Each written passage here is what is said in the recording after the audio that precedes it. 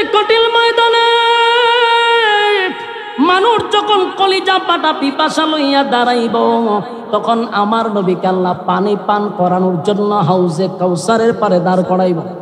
আর আমার নবী কাদেরকে পানি পান করাইব? নবীর উম্মতের কাছে এক পেয়ালা পানি নবীর বরকতি হাতের পানি পৌঁছায়া দিবে। সুবহানাল্লাহ। সেদিন অনেক মানুষই নবীর কাছে যাবে পানি পান করার জন্য, কিন্তু সেদিন নবীরে তারা দেখতে পারবে না, নবীও তাদেরকে দেখবে না।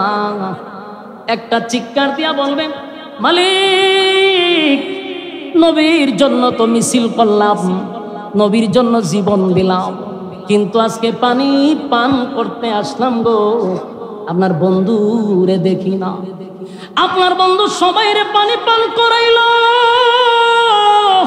কিন্তু আমি নবীর কাছে আসার পরে মাঝখানে একটা পর্দা পড়ে গেল, এখন আর নবীরে দেখা যায় না। আল্লাহ আওয়াজ দিয়া বলবে, এ বন্ধু, আপনার এই উম্মতগুলি দুনিয়াতে আপনার তরিকা অনুযায়ী জীবন যাপন করে নাই, মন গড়া জিন্দেগি চালাইছে, পীরের কথা শুইনা জীবন যাপন করছে, একবারও কোরআন হাদিসে আছে কিনা এটা একবারও চেক করলো না, একবারও সে এটা স্টাডি করলো না, জীবনটা চালাইছে মন গড়া জীবন যাপন কইরা। নবীর হাতের বরকতের পানি পান করা যাবে না। আল্লাহর নবী সেদিন পানি পান করাইতে গিয়ে দেখবো মাঝখানে পর্দা কি তারে, এতক্ষণ দেখলাম লক্ষ কোটি কোটি উম্মতেরা দৌড়াই আইতেছে, কিন্তু আওয়ার ভরে এখন আর দেখে না, মাঝখানে পর্দা ফলাই দিছে। তো নবীও শিক্ষার দিবা, আল্লাহ আমনে তো পানি আপনার কাছে আমি জোর করে আনছি, হাউজে কাউসার দিছুন আপনি আমার গিফট, উম্মতরে পান করাই বলে, উম্মতরে পানি পান করাইতে যায়, কিন্তু আমি আর দেখি না। আল্লাহ ভাই আপনি দেখবেন না কেন? কারণ এদেরকেই পানি পান করাইতে পারবেন যারা দুনিয়াতে আপনার নবীর তরিকা আমি আল্লাহর হুকুম পালন করছে, এরার আপনি পানি পান করাইতে পারবেন। যাদেরকে আপনি দেখেন না তারা মন গড়া জীবন যাপন করছে, আপনার তরিকায় চলে নাই। আমি আপনাদের সামনে সূরা মুজাম্মিল থেকে 10টা আয়াত তেলাওয়াত করছি। এই সূরাতে আয়াত আছে হইল 20টা। এই সূরাটা মাক্কি সূরা, যদিও একটা আয়াত মনে হয় মদিনায় নাজিল হয়েছে, কিন্তু এটাকে মাক্কি সূরাই বলা হয়। রাসূল আরবি সাল্লাল্লাহু আলাইহি সাল্লামের নবুয়তের একেবারে প্রথম দিক দিয়া এই সূরাটা নাজিল হয়েছে। রাসূলের জীবনী আলোচনা যদি আমরা করতে যাই, 3টা অধ্যায় আছে। এই 3টা অধ্যায়কে ফলো করলে আমরা সহজে আলোচনা বুঝতে পারব। প্রথম অধ্যায়টা হলো 40 বছর, দ্বিতীয় অধ্যায় হলো 13 বছর, আর তৃতীয় অধ্যায় হলো 10 বছর। কত বছর হইল?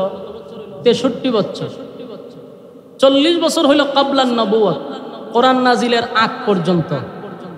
13 বছর হলো মাক্কি জিন্দেগি, আর 10 বছর হলো মাদানী জিন্দেগি। 3টা অধ্যায়ে 3টা কর্মসূচি, এক একটা অধ্যায়ের কিন্তু কর্মসূচি ভিন্ন। মক্কায় 13 বছর এটা ভিন্ন সিস্টেম, এই সময় খালি ধৈর্য ধারণ করা, সবর করা। আর মাদানী জিন্দেগিতে মায়ের খালি খাওয়ার নাই, মায়ের দেওয়ান, খালি মায়ের খাইছে না মায়ের দিছ, কথা দিয়ে কন্যা একটু হানা কইলে আমার কথা বলতে সুবিধা। মাক্কি জিন্দেগি 13 বছর শুধু মায়ের খাইছে এক চাটিয়া, আর শুধু ধৈর্য ধারণ করছে। মক্কার থেকে হিজরত করে মদিনা যাওয়ার পরে মায়ের খাইছে না মায়ের দিছে। তাহলে ইসলামে খালি মায়ের খাওয়ান না দেও না, জাগা মতো সাইজ করে লাও, গায়ে ভাড়াতে ঝগড়া করলে কি ছেড়ে দেওয়া নি, মাঝে মধ্যে দেও না। এটা রাসূলের 3টা অধ্যায় ফলো করলে আপনি পাইবেন। তো রাসূল আরবি সাল্লাল্লাহু আলাইহি সাল্লামের 40 বছর, যেটা ওই 40 বছর পর্যন্ত কি দাওয়াত দিছে, আদেশ করছে, নিষেধ করছে? আপনারা আমার কথাটা একটু মনোযোগ দিয়ে শুনলে আমার কথা বলার আগ্রহ বাড়বো। আর আপনারা যত মনোযোগ কম দিবেন কথা এলোমেলো হবে, কথা গুছালো হবে না। এই জন্য শ্রোতার মনোযোগ দিতে হয়। 3টা অধ্যায় আপনি মনোযোগ দিয়ে একটু শুনেন, ভালো লাগবে, কিছু বুঝতে পারবেন। আমরা তো অনেক সময় না বুঝা লাফালাফি করি, বুঝি কম লাফাই বেশি। এই জন্য মাঝে মধ্যে নবীর জীবনী স্টাডি করা দরকার, একটু পড়া দরকার, বোঝা দরকার, তাহলে আমাদের অনেক কিছু মাথায় ঢুকবে।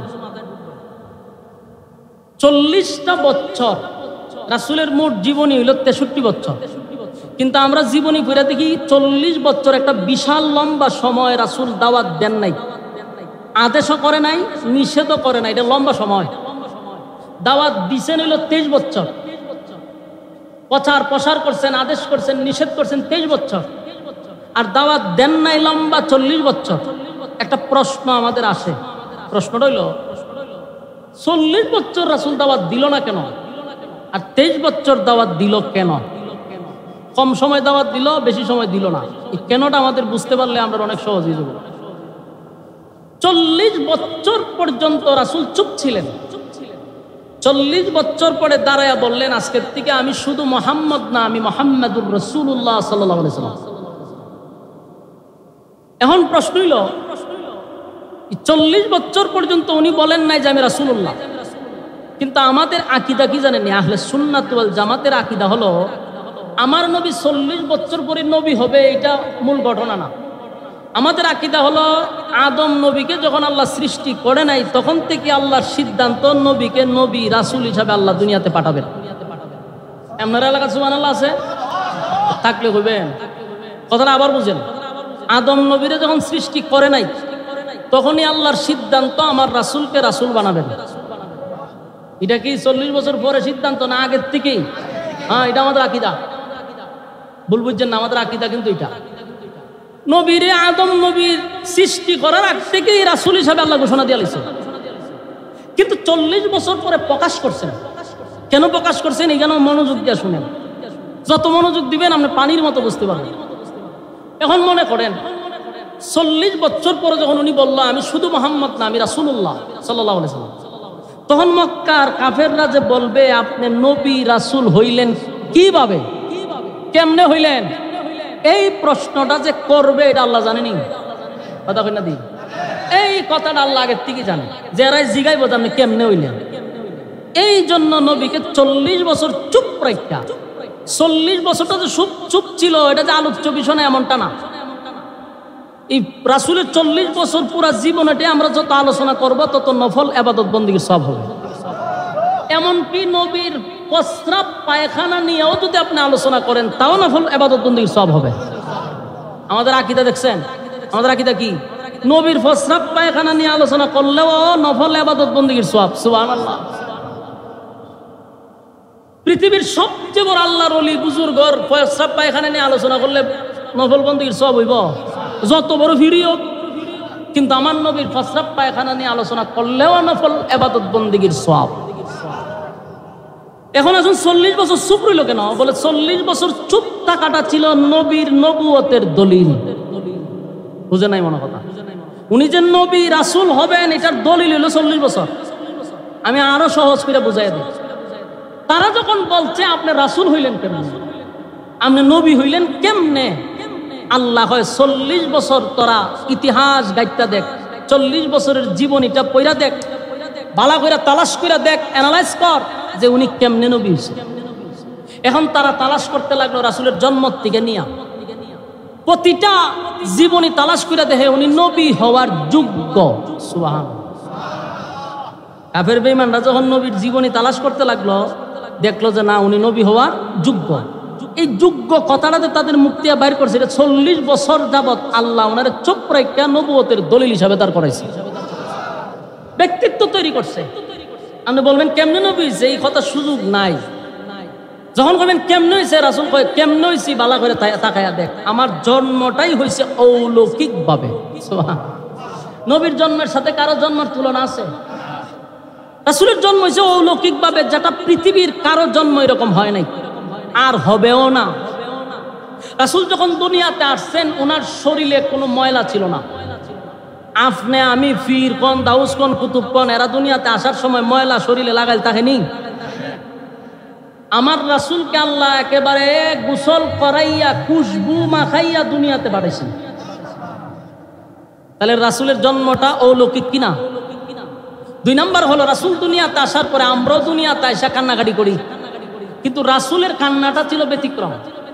আম্মা জান আমেনা বলেন আমি দেখছি আমার ছেলে জন্মের পরই সেজদাত করছে, সেজদাত করে উনিও কাঁদছেন, তবে কান্নার ভাষাটা হলো যে রাব্বি হাবিলি উম্মতি, উনি উম্মত উম্মত করে সেজদাত করে কান্দে। আপনারা সুবহানাল্লাহ আছে ঠিক আছে, সুবহানাল্লাহ না বলে কোরআনে গিয়ে হইবেন মিছিল। মনোযোগ দিয়ে শুনেন, রাসূলের প্রতিটা বিষয় জন্মটাই ছিল অলৌকিক। আমরা কান্নাকাটি করলে আমরা বাবায় সান্ত্বনা দেয়, দাদিয়ে সান্ত্বনা দেয়, দাদায় সান্ত্বনা দেয়, ফুতুল দেয়, মজা দেয়, ঠিক নেই? আর নবী যখন কাঁদছে তখন আসমানের চন্দ্র নবীর আনন্দ দিছে। বলুন এটা আর কারো দ্বারা সম্ভব? হ্যাঁ, এটা আমি গত বছর আপনারা করমপুরের কাছে এই ওয়াজটা করছি শুধু বুঝানোর জন্য যে রাসূলের জন্মটা মিলাদ যে বলি, মিলাদ শব্দের অর্থই আমরা অনেকে জানি না। আমরা মিলাদ কইলি 5-6 জন লইয়া বইয়ে যাই, একটা সামনে জিলাপির বোতল লইয়া বইয়া মিলাদ আন বলে দিই। আসলে এটা মিলাদ না, মিলাদ শব্দের অর্থ হলো জন্ম। বলুন মিলাদ শব্দের অর্থ কি? জন্ম নিয়ে আলোচনা করা। বলুন জন্ম নিয়ে কি করা? আলোচনা করা। এটা আলোচ্য বিষয়। রাসূলের মিলাদ কি করা? আলোচনা করা। এটা আলোচ্য, এটা পালনীয় নয়। 40 বছরের আগে আপনি কিতা পালন করবেন? নবী যেভাবে জন্ম নিয়েছে এভাবে জন্ম নিতে পারবেন? নবীর চন্দ্র আনন্দ দিছে আপনি পারবেন? তাহলে এটা আলোচনা করতে পারবো, এটা আমরা দেখাইতে পারবো কইরা। যেটা দেখাইতে পারবো কইরা এটা কয় পালন, যেটা কইরা দেখাইতে পারবো না এটা আলোচনা করতে পারবো, এটা কয় আলোচ্য বিষয়। এই জন্য রাসূলের মিলাদ আলোচ্য বিষয়, যত আলোচনা করবেন তত সওয়াব। সুবহানাল্লাহ। আপনারা কি বিরক্ত হইতেছে? মনোযোগ দিয়ে শুনেন। আর যারা উঠতেছেন কিন্তু এটা কিন্তু অনেক মানুষের দেখতেছে, পরে কিন্তু আত্মা স্লোগান শুরু হইব মুনাফিকের। মনোযোগ দিয়ে হয়ে থাকুন। তাহলে দেখেন এখানে আমার ডাইনের বামে বিজ্ঞ 2 জন আলেম বসে, আমি আর অনেক আগের থেকে আছি, আমার উস্তাদ সমতুল্য, তাদের জুতা বহন করার যোগ্যতা নাই, কিন্তু আমি এদের সামনেই বলতেছি, একটু মনোযোগ দিয়ে শুনেন। রাসূলের 40 বছরের জীবনীটা এটা শুধু আলোচনা করতে পারবেন, পালন কইরা দেখানোর মতো কোনো শক্তি মানব জাতির নাই, পারবে না। আমার রাসূলকে জন্মের পরে আসমান জমিন সূর্য চন্দ্র গ্রহ নক্ষত্র পাহাড় পর্বত সাগর নদী নালা খাল বিল কীট পতঙ্গ সমস্ত সৃষ্টি জগতের সাথে আমার নবীর আল্লাহ পরিচয় করাই দিচ্ছে। বাচ্চা নিয়ে গেছে জিব্রাইলে, নিয়ে আসমানের সাথে পরিচয় করাইছে, চন্দ্রের সাথে পরিচয় করাইছে, যাতে তারা না বলতে পারে যে আমরা চিনি নাই, কথা বলার সুযোগ নাই। আগে আল্লাহ পরিচয় করাই দিচ্ছে। 40 বছর যখন হয়ে গেল উনি একা একা থাকেন, বেশিরভাগ সময় উনি একা চলেন। ওই হেরা পর্বতে উনি ধ্যানমগ্ন অবস্থায় বসে থাকতেন, মানে একা থাকতে উনি ভালোবাসেন। এই জন্য উনি যখন হেরা পর্বতে ধ্যানমগ্ন অবস্থায় উনি বসে থাকতেন, যখন ওনার 40 বছর পূর্ণ হয়েছে তখন হেরা পর্বতে সর্বপ্রথম জিব্রাইল আলাইহিস সালাতু ওয়াস সালামকে আল্লাহর রাসূল জিব্রাইলের পূর্ণ সূরতে জিব্রাইলকে দেখছেন। সুবহান। জিব্রাইলকে রাসূল পূর্ণ সূরতে 2 বার দেখছে, এর মধ্যে একবার হলো হেরা পর্বতে। জিব্রাইল আলাইহিস সালাতু ওয়াস সালামের পূর্ণ সূরতে দেখা আপনারা তো সুবহানাল্লাহ যেভাবে কইছেন বোঝা যায় কয়েকবার আপনার সাথে দেখা হয়েছে, সুবহানাল্লাহর নমুনায় বোঝা যায়। জিব্রাইল কত বড়? জিব্রাইলের পা 2টা 7 তবক জমিনের নিচে, আর মাথাটা হইল 7 আসমানের উপরে। বুঝতেছেন এখন বিষয়টা? জিব্রাইলের শরীরে 600 ডানা আছে, একটা ডানা ছাড়লে পৃথিবী গেরাও, বাকি ডানা তো বাদী।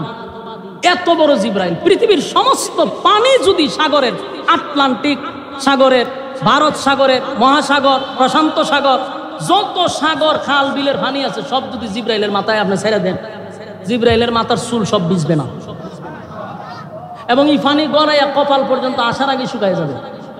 সুবহানাল্লাহি ওয়া বিহামদিহি। সুবহানাল্লাহ। জিব্রাইল কত বড়? এরকম জিব্রাইল তার পূর্ণ সূরত নিয়ে যখন নবীর সামনে আইছে, বলুন তো দেখি কতটুক ভয়ানক অবস্থা। সারা পৃথিবী জিব্রাইলের শরীর দিয়ে বুকে হয়ে গেছে। রাসূল যখন জিব্রাইলের প্রথম সূরতে দেখছেন ওনার শরীরে কম্পন সৃষ্টি হয়ে গেছে, কাঁপতে শুরু করছেন। জিব্রাইল রাসূলকে এইভাবে বুকের সাথে এইভাবে চাপ দিছেন, একটার পর একটা 3টা চাপ মারছে। চাপ দিয়ে বলেন আপনি পড়েন। রাসূল বলেন আনা বিকারিম, আমি পড়তে জানি না। বলে পড়েন। 3 বারের মাথায় রাসূল একসাথে সূরা আলাকের 5 আয়াত শোনাই দিছে। এখন আসেন, এই যে সূরাগুলি আয়াতগুলি নাজিল হয়েছে প্রথম, এই কোরআনের একটা লোড আছে না নাই? এটার ওজন আছে, এত ওজন যে পাহাড় পর্বত পর্যন্ত কোরআন তাদের উপরে নাজিল করতে চাইছিল, এরা নেয় নাই। পাহাড় ধূলিসাৎ হয়ে যেত। কোরআনের এত লোড। কোরআন নাজিল হওয়ার পরে রাসূলের শরীরে তাপ উঠে গেছে, জ্বর উঠে গেছে, কাঁপতে শুরু করছে। কোন রকম উনি আম্মা জান খাদিজার কাছে চলে আসছেন। আয়েশা বলতেছে যে আমার অবস্থা খুব খারাপ, তাড়াতাড়ি তুমি আমার একটা কম্বল টম্বল দিয়ে জড়াইয়া দাও। কাঁপতে শুরু করছে, কম্বল দিয়ে রাসূলকে জড়াইয়া ধরছে। এই অবস্থায় জিবরাইল আলাইহিস সালাতু ওয়াস সালাম আবার আসছে। আয়েশা এই কম্বল অবস্থায় যখন রাসূল শুয়ে রয়েছে, তখন এই মুহূর্তে সূরা মুজাম্মিল নাজিল হয়েছে। যেই সূরার 10টা আয়াত আমি পড়ছি, এটা রাসূলের এই কম্বল দিয়া জড়ানো অবস্থায় নাজিল হয়েছে। এখন বুঝতেছেন কেন নাজিল হয়েছে? নাজিলের কারণটা বলে দিল। তখন আল্লাহ বলেন, ইয়া আইয়ুহাল মুজাম্মিল কুমিল লাইলা ইল্লা কালিলা। সূরা মুজাম্মিল আল্লাহ রাব্বুল আলামিন নাজিল করে দিলেন যখন রাসূল আরবি সাল্লাল্লাহু আলাইহি ওয়াসাল্লাম যখন কম্বল দিয়া যখন ওনাকে জড়ায়া রাখলেন, আল্লাহ তখন বলেন, ইয়া আইয়ুহাল মুজাম্মিল, হে কমলিওয়ালা। আল্লাহ নবীরে কমলিওয়ালা বলে ডাক দিছে। অনেক সময় আমাদের বাচ্চাদের নাম যাই হোক, আমরা অনেক সময় ডাকি আব্বু বলে ডাকি। আসলে কি আব্বু তার নাম? কথা কই না দি? কেন ডাকলেন? মহব্বত কইরা আদর করে মানুষ সন্তানকে বাবা বলে ডাক দেয়, আব্বু বলে ডাক দেয়। আল্লাহ বলেন, আমার নবীর নাম ধরে ডাক দেই নাই, আমি কমলিওয়ালা বইলা ডাক দিছি। সুবহানাল্লাহ। কমলিওয়ালা। এই সূরা নাজিল করার পরে রব্বে কারীম এই সূরার মধ্যে নবীরে প্রায় 6টা থেকে 7টা কর্মসূচি দিছে। সুবহানাল্লাহ। কয়টা কর্মসূচি? 7টা কর্মসূচি দিছে। আপনার আর কি ধৈর্য আছে?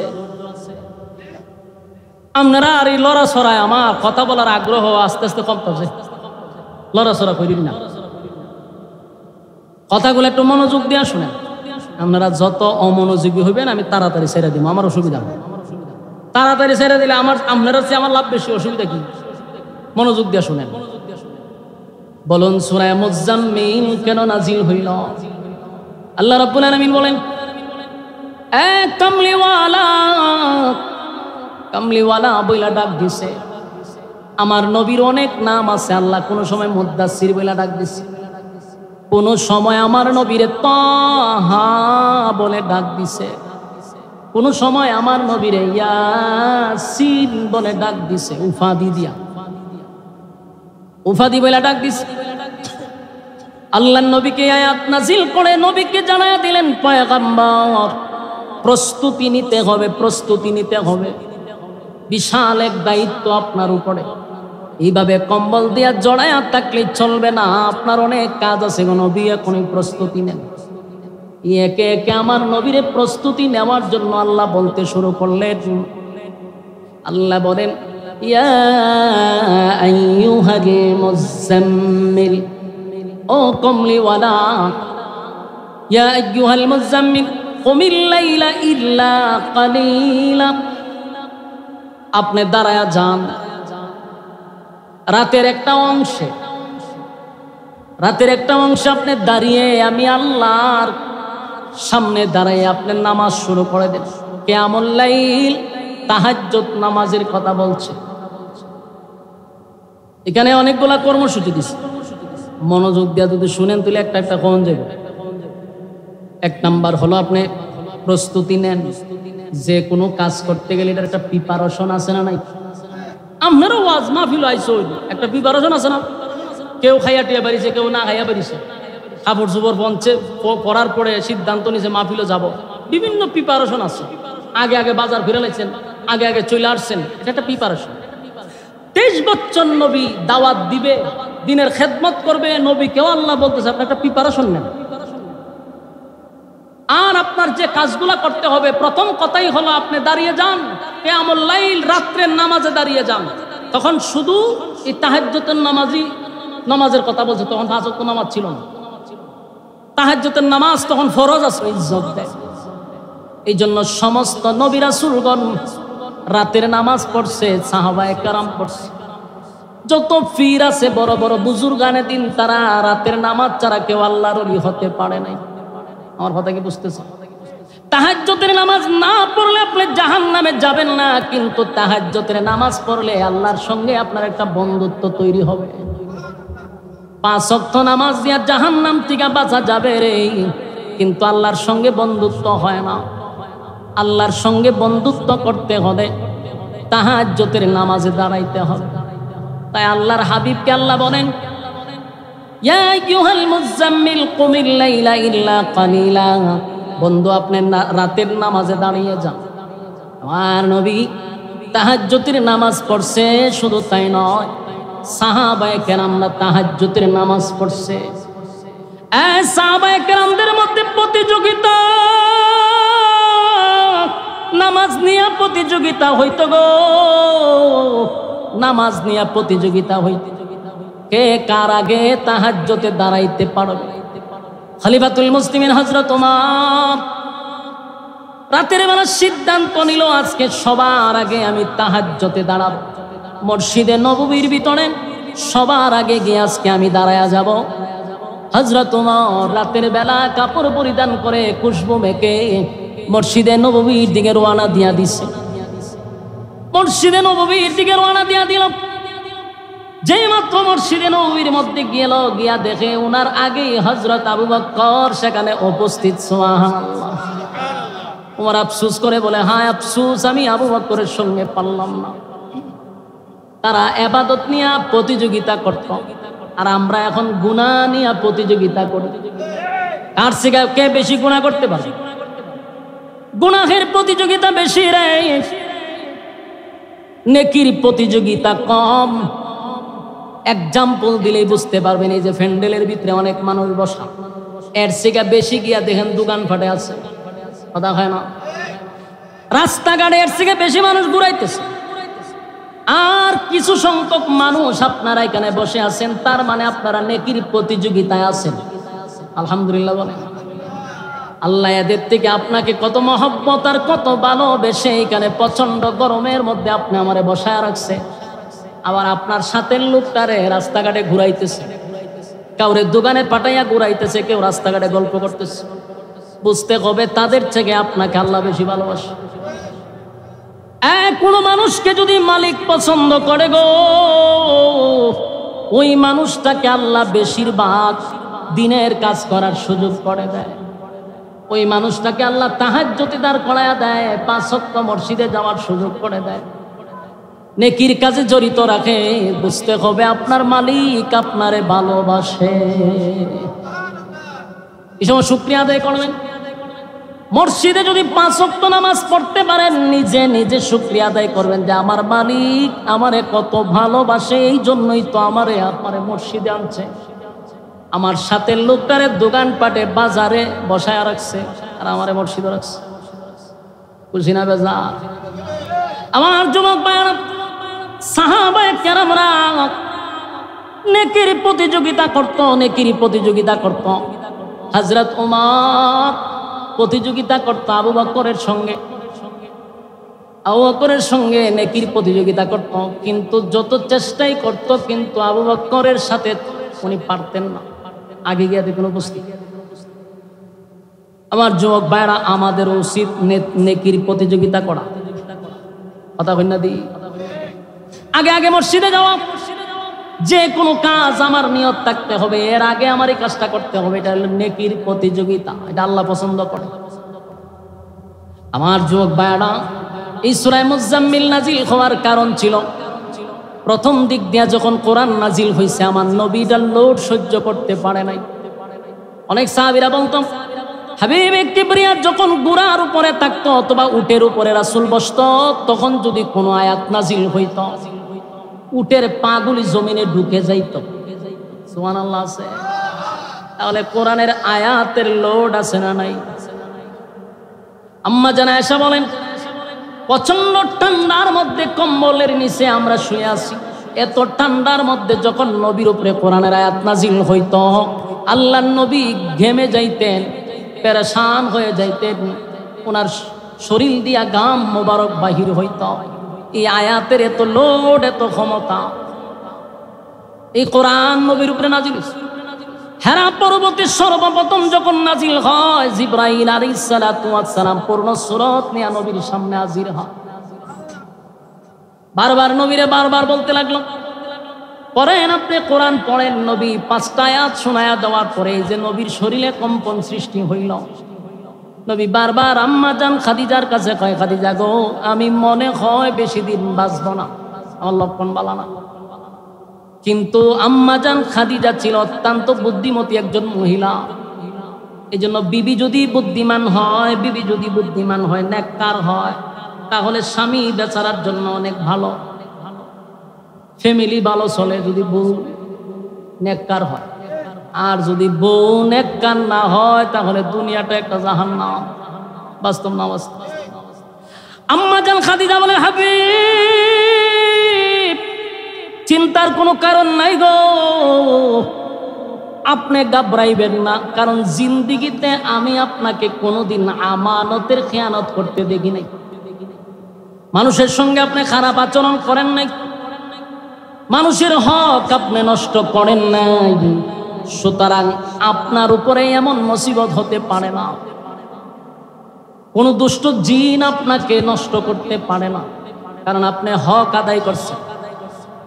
তাই বিবি নিজের স্বামীকে সান্ত্বনা দেয় আর বলতেছে, নিশ্চয়ই আপনার সঙ্গে যার দেখা হইছে দুনিয়ার কোনো মানুষ নয়, এটা আল্লাহর কোনো ফেরেশতা। সুবহানাল্লাহ। সান্ত্বনা দিতেছে। আর আমরা যদি বউ হইতো, যদি হইতাম বলে একটা কুস্তা দিকে লাইছি, তা বললো মুরগি একটা সদকা দিয়ে দাও, আনলে অমুক মাজার একটা গরু লিয়ে যাও, ছাগল একটা লইয়া যাও, নিয়ে বাবার মান্নত করো, ভালোই যাবা। বুদ্ধি পরামর্শ তো গরু অভাব নাই, গড় একটা গুরু হল দুইটা নেতা লাইছে। কিন্তু আম্মা জান খাদিজা বলেন যে আপনি জীবনে কারো ক্ষতি করছেন না, আপনারে তো কোনো জিন্নাতেও ক্ষতি করতে পারে না, সুতরাং আপনার সাথে যার সাক্ষাৎ হয়েছে নিশ্চিত উনি আল্লাহর কোনো পাঠানো ফেরেশতা। সুবহানাল্লাহ। জিবরাইল তো আসলেই নবীর সঙ্গে সাক্ষাৎ করছে। এখন রাসূল তো কাঁপতেছে, কারণ এটা তো লোড মারাত্মক। এরপরে নবী ওনার কাছে যখন কোরআন আসলো, আল্লাহ রাব্বুল আলামিন ঘোষণা দিয়া দিলেন, হাবিব 40টা বছর আপনি চুপ ছিলেন, চুপ থাকার কথা আমি আল্লাহ আপনাকে বলেছি। এবার আমি আল্লাহ আপনাকে বলে দিলাম, মক্কা নগরীর মানুষকে আপনি জানায়া দেন, আপনি শুধু মুহাম্মদ নয়, আপনি হলেন মুহাম্মাদুর রাসূলুল্লাহ সাল্লাল্লাহু আলাইহি ওয়াসাল্লাম। আল্লাহর হাবিব সর্বপ্রথম দিনের দাওয়াত দেওয়ার আগে আম্মা জান খাদিজাকে বললেন, খাদিজা গো, আমি তো দিনের দাওয়াত লইয়া মানুষের কাছে যাব, মানুষ যদি আমার জিজ্ঞাসা করে আপনার ঘরওয়ালি আগে দাওয়াত গ্রহণ করছিল, আমার ঘর যদি ঠিক না থাকে আমি অন্য জায়গায় দাওয়াত দিয়া কি করব? আম্মা জান খাদিজা কোনো কথা না বলে বললেন, লা ইলাহা ইল্লাল্লাহু মুহাম্মাদুর রাসূলুল্লাহ সাল্লাল্লাহু আলাইহি ওয়াসাল্লাম। আল্লাহর নবী বললেন, খাদিজা কোনো প্রশ্ন করলে না, প্রশ্ন না করে আমার কালেমা তুমি গ্রহণ করলে। আম্মা জান খাদিজা বলেন, আমি তো অপেক্ষায় ছিলাম কবে আপনি বলবেন যে আমি আল্লাহর রাসূল, আর আমি এটার জন্য অপেক্ষায় ছিলাম। সুবহানাল্লাহ। আল্লাহর নবী নিজের ঘরের মধ্যে কালেমার দাওয়াত গ্রহণ করাইতে পারলেন, সাথে সাথে উনি মক্কা নগরীতে চলে গেলেন, গিয়া এক জায়গায় দাঁড়াইয়া সবাইকে একত্রিত করে বললেন, এই মক্কার মানুষেরা শোনো, আজকের পর থেকে শুধু আমি মুহাম্মদ নয়, আমি হলাম মুহাম্মাদুর রাসূলুল্লাহ সাল্লাল্লাহু আলাইহি ওয়াসাল্লাম। আর আমার সঙ্গে তোমরা পড়ে নাও, লা ইলাহা ইল্লাল্লাহু মুহাম্মাদুর রাসূলুল্লাহ সাল্লাল্লাহু আলাইহি ওয়াসাল্লাম। আমার যুবক ভাইয়েরা, মুরব্বী বাবারা দিনের কান লাগায় কথাগুলি শুনেন। প্রতি রাত আপনারা ঘুমান, প্রতি রাত আড্ডা মারেন, একটা রাত্রি না হয় একটু কষ্ট করলে অসুবিধা হইব। এক হাবিবি কিবরিয়া 40 বছর পর্যন্ত কাউকে আদেশ করে নাই, কাউকে নিষেধ করে নাই। 40 বছর পরে যখন বললেন লা ইলাহা ইল্লাল্লাহ, নেই কোনো মাবুদ আল্লাহ ছাড়া, মুহাম্মাদুর রাসূলুল্লাহ সাল্লাল্লাহু আলাইহি ওয়াসাল্লাম আমি আল্লাহর বান্দা এবং রাসূল, আমার পরে আর কোনো নবী পৃথিবীতে আসবে না, কোনো রাসূল পৃথিবীতে আসবে না। আল্লাহ আমারে আখিরি জামানার পয়গম্বর হিসেবে প্রেরণ করেছেন। তোমরা আমার সঙ্গে পড়ে নাও লা ইলাহা ইল্লাল্লাহ, এই কালেমা পড়ে নিলে দুনিয়া এবং পরকালে শান্তি পাইবা। যুবক ভাই, যে মক্কার মানুষ আমার নবীকে আল আমিন বলে উপাধি দিল গো, আবু জাহেলের মতো ব্যক্তি আমার নবীর আল আমিন বলে ডাকছে। মক্কার মধ্যে আমার নবীর কোনো দুশ্মন ছিল না, মক্কার ভিতরে আমার নবীর দুশ্মনী কেউ করতো না, কেউ নবীর বিরোধিতা কোনোদিন করলো না। যেই মাত্র বললেন লা ইলাহা ইল্লাল্লাহ, আল্লাহ ছাড়া কোনো মাবুদ নাই আর আমি মুহাম্মাদুর রাসূলুল্লাহ, এই স্লোগান দেওয়ার সাথে সাথে মক্কার মানুষ আমার নবীরে মারার জন্য পাথর নিয়ে দাঁড়াইছে। আমার কথা কি বুঝতেছেন? তার কারণ হলো এতদিন নবী আদেশ করে নাই, নিষেধও করে নাই, নবীর কোনো শত্রু ছিল না। যেই মাত্র নবী আদেশ করতে লাগলেন, নিষেধ করতে লাগলেন, শত্রুর এখন অভাব নাই। কথা বলো, সমাজের মধ্যে যদি আমি আপনি আদেশ করি, নিষেধ করি, আপনি আমারও শত্রু আছে। আর আপনি আমি যদি আদেশও নাই, নিষেধও নাই, একজনে খারিয়া নাচতেছে, আপনি যখন আস্তাগফিরুল্লাহ এটা করেন ঠিক না, ওই আপনি তসবিলিয়া মসজিদে গেছেন না, তাহলে আপনার কোনো শত্রু নাই। কিন্তু সমাজের মধ্যে শিরিক হচ্ছে, বেদাত হচ্ছে।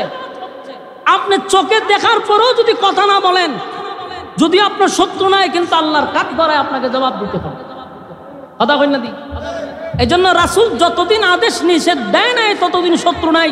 যেদিন থেকে বললেন আজকের থেকে সুদ খাওয়া যাবে না, ঘুষ খাওয়া যাবে না, মদ খাওয়া যাবে না, জানা ব্যভিচার করা যাবে না, দুর্নীতি করা যাবে না, টেন্ডারবাজি করা যাবে না, চাঁদাবাজি করা যাবে না, সেদিন থেকে নবীর বিরুদ্ধে সবাই দাঁড়িয়ে গেছে। এর আগে শত্রু নাই। শত্রু হইল কেন? যারা চাঁদাবাজি করতে, এখন চাঁদাবাজির বিরুদ্ধে কথা বলে আমি মৌলবীরে বালা ভাবে চাঁদাবাজে, হ্যাঁ কথা কই নাকি? দুর্নীতিবাজের বিরুদ্ধে কথা বললে আমি মৌলবীরে বালা ভাইব না। মসজিদে যদি সুদখোরের ওয়াজ করি, সুদখোর যারা আছে এরাকে আমি হুজুরে আর বালা ভাইব। তাহলে আপনি যদি চিন্তা করেন যে আমার অনেক মুসল্লি আছে মাশাআল্লাহ সুদ খায়, আমি যদি সুদের বয়ান করি তাহলে তো দেখা গেল আমার এরা করে খাওয়ান বন্ধ হয়ে যাবো। এই নিয়তে ইমামতি করলে আপনার পিছনে নামাজও হবে না। আর শত্রু না থাকতে পারে, কিন্তু আল্লাহর কাঠ করে আপনাকে জবাব দিতে হবে। সাদারে সাদা কইতেইব, খালারে খালা কইতেইব। আমার কথায় মনে আপনার একমত না, আওয়াজে বোঝা যায় লক্ষণ খুব খারাপ। আল্লাহ রাসূল 40 বছর চললেন, সবাই কইছে মক্কা নগরী কেন, গোটা পৃথিবীতে এমন সন্তান আর নাই, এমন ভালো মানুষ কেউ নাই। কিন্তু কালেমার দাওয়াত দেওয়ার পরই কয় মুহাম্মদকে মারার জন্য ভাতল্লিয়া দাঁড়িয়ে গেছে, আহন চাচা ভাতল্লিয়া দাঁড়াইছে কেন? ওই যে নিষেধ দিছে।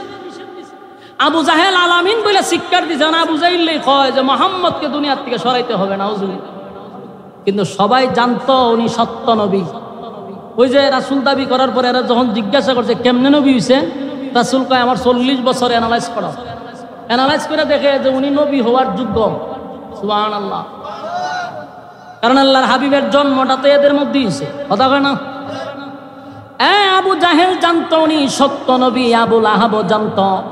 যে আবুল আহাব পাথর লইয়া নবীরে দাঁড়াইছে, সেও জানতো যে উনি সত্য নবী, কারণ জন্মটা এরা নিজের চোখে দেখছে। আবুল আহাব নিজের বান্দি আজাদ করে দিচ্ছে নবীর আগমনের খুশিতে। হে আবুল আহাব পাথর লইয়া, কারণ হক কথা বলার কারণে। হক কথাটা কিন্তু তিতা, এটা কিন্তু মিষ্টি না, এটা অনেক তিতা। এটা ভালো লাগতেও পারে, নাও লাগতে পারে, কিন্তু আপনাকে হক কথা বলতেই হবে, এটা যত খারাপ লাগুক। আমার যুবক ভাইরা, আল্লাহর হাবিব দুনিয়াতে আসার কারণে সবাই যখন খুশি ছিল, আবুল আহাবও খুশি ছিল, আবু জাহেলও খুশি ছিল। এখনো নবীর আগমনে সবাই খুশি হয়, কিন্তু নবীর সিরাত অনুযায়ী চলতে মানে না, চলতে পারে না। যদি হয় নামাজ পড়, রোজা রাখ, পর্দা কর, নিজের বউরে পর্দায় রাখ, নিজের বাচ্চারে পর্দাত রাখ, এটা সহ্য করতে পারবে। কথা বুঝতেছে? কিন্তু নবীর জন্মের দিন মিছিলও করতে পারে, বিরিয়ানিও খাইতে পারে, কিন্তু নবীর হুকুম, নবীর তরিকা অনুযায়ী জীবন যাপন করতে তার ভালো লাগে না। আমি একটা দেখলাম, তুই যে মিছিল দিতা যাস, তোর দি মুখ দাঁড়িয়েও নাই, নমাজও নাই, তুই মুত্যা হানি হলস না, না থাকলে দিছে নবীর প্রেম আছে। নবীর প্রেম দিয়া কি জান্নাতে যাইতে পারবেন? হ্যাঁ, কথা কই না। আবু তালেবের ভালোবাসা এক পাল্লায় আপনি রাখেন, আর তাম পৃথিবীর সমস্ত মুমিনের ভালোবাসা এক পাল্লায় রাখেন। শুধু ভালোবাসাটা মাপেন, খুদার কসম আবু তালেবের একদিনের ভালোবাসার সমান হবে না। বলুন, সেই আবু তালেব জান্নাতি না জাহান্নামী? কেন? ভালোবাসার কোনো কমতি ছিল? কোনো কমতি ছিল না। কিন্তু এই ভালোবাসা লইয়া গেছে তো জাহান্নামে গেছে, যদিও জাহান্নামের শাস্তি অনেক কম। কেন কম? নবীর প্রতি ভালোবাসা ছিল, নবীর এমন কোন অংশ নাই আবু তালেবের শরীরে লাগে নাই, এই জন্য আল্লাহ শরীরের মধ্যে আগুন লাগাইছে না। কিন্তু যেই জায়গায় আগুন লাগাইছে ফাওয়ের তলা, তো ওই মাথার মগজ পর্যন্ত এইভাবে উতরাইতেছে। কিন্তু ভালোবাসা আবু তালেবের কোনো কমতি ছিল না। তাহলে এখান থেকে আমরা বুঝতে পারলাম, শুধু ভালোবাসা দিয়ে জান্নাতে যাওয়া যায় না, ভালোবাসার সাথে নবীর আতাত লাগে, নবীর অনুসরণ, অনুকরণ, নবীর তরিকা অনুযায়ী জীবনযাপন করতে হয়। কথা কই না? বলুন, শুধু ভালোবাসা দিয়ে জান্নাতে যাওয়া সম্ভব না ভালোবাসার সাথে নবীর তরিকা লাগে? আমি কথাটা বললে একটা এক্সাম্পল দেই। আমি এক্সাম্পলটা দিলে সাধারণ মানুষ বুঝতে সুবিধা। যেমন মনে করেন, আমার মতো একটা ছোট্ট বক্তারও বক্তা আছে না নাই? আছে, সারা বাংলাদেশে আছে, ইউরোপ আমেরিকার থেকেও আমার বক্তব্য আছে, ফোন টোন দেয়। এই যে ভালোবাসা, অনেক মানুষ ফোন দিয়ে কান্নাকাটি করে, একদিন দেখা করুন হুজুর আপনার ওয়াজ শুনি, বিভিন্ন আবেগ আছে, ভালোবাসা এদের কমতি নাই। কিন্তু অনেক বক্তরে দেখলাম যে মুখদারিও নাই, মুছও নাই, সুন্নতি কোনো লেবাসও নাই, নমাজও পড়ে না, কিন্তু এ কয় আমার জীবন তালে। বলুন তো দেখি, আমার প্রতি তার ভালোবাসার কোনো কমতি আছে? কমতি নাই। কিন্তু কি নাই? আমার অনুসরণ, অনুকরণ নাই। কথা কয় না? আমার যে অনুসরণ, অনুকরণ তার মধ্যে থাকার কথা ছিল, এটা নাই, কিন্তু ভালোবাসা আছে। আল্লাহ নবীর প্রতি অনেক মানুষের ভালোবাসা আছে, যারা মিছিল করে এরা নবীর ভালোবাসা মিছিল যায়, নবীর জন্য জীবন দিতে এরাও প্রস্তুত। এরা যে ভালোবাসে নাই কথা বলতে পারবে না, এরা নবীর লেগে জীবন জ্বালাইতে প্রস্তুত। কিন্তু সমস্যাটা হইলো এদের মধ্যে নবীর তরিকা নাই, নবীর অনুসরণ নাই, নবীর অনুকরণ নাই। শুধু ভালোবাসলেই হবে না, আপনি নবীর তরিকাটা খালি গ্রহণ করেন, সবচেয়ে বড় আশেক রাসূল আপনি হবেন। নবীর তরিকাটা মানে, কারণ আপনি নবীর তরিকা নাই, ভালোবাসার স্লোগান দিতেছে, আয় দইবনি। আবু তালেব নবীরে ভালোবাসছে, একবারে মৃত্যুর আগ পর্যন্ত নবী কান্নাকাটি করছে যে আপনি একবার শুধু কালেমাটা পড়েন। করছে? আবু তালেবের ভালোবাসা যদি এক পাল্লা রাখেন, তাম পৃথিবীর সমস্ত আশেকে রাসূলের ভালোবাসার এক পাল্লা বাই রাখেন, খোদার কসম আবু তালেবের ভালোবাসার সমান হবে না। কিন্তু এই ভালোবাসা লইয়া গেছে জাহান্নামে।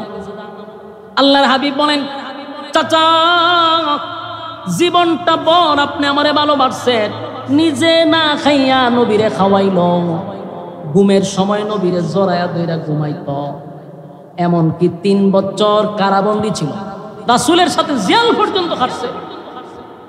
সেই আবু তালেব যেদিন মারা যায়, নবী কাছে বসে বলছে, আপনি শুধু মুখটা লড়াইলাম, খালি একবার বলেন যে আমি কালেমা গ্রহণ করছি।